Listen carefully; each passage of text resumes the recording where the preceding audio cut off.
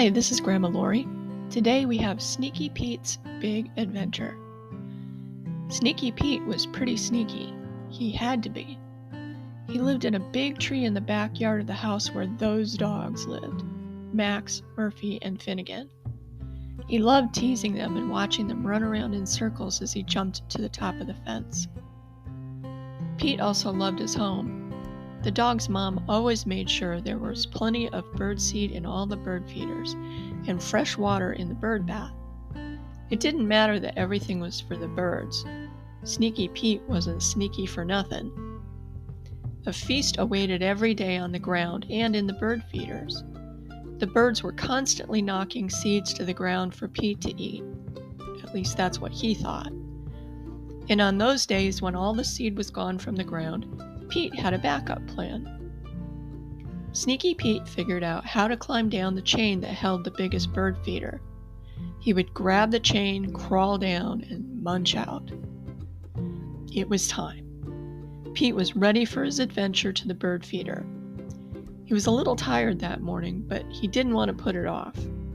He wanted that really good seed while it was still fresh. Pete stood on the branch where Mom had attached the bird feeder. He had to be really careful in case the feeder started to sway, so he had to be at his sneakiest. He was ready. Pete reached out his front paw and carefully grabbed the first link in the chain. He reached out his other paw and grabbed the second. Careful, careful, Pete, he thought. He was doing really well with climbing down head first without making the feeder sway. He was feeling pretty confident. Just then, as Pete was almost to the roof of the feeder, a bunch of starlings flocked around him. "No!" yelled Pete. Pete could feel himself sliding.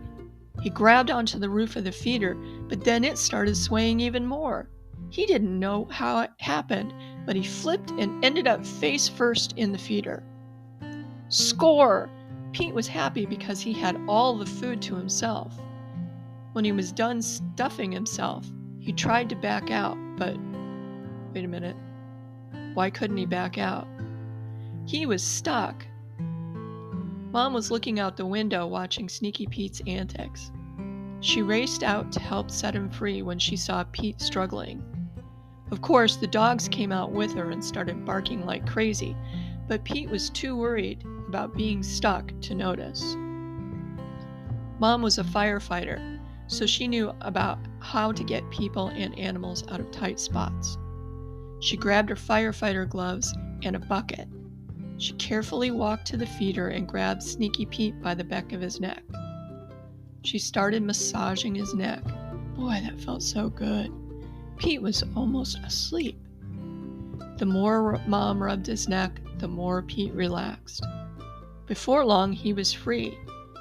Mom put him in the bucket where she had put a fluffy towel, and Pete fell asleep. Sneaky Pete, you had a big day. Just try to stay off the feeder, please. You don't want to get hurt, said Mom. Being sneaky, though, Pete didn't listen, so this wasn't the last time Mom had to rescue him.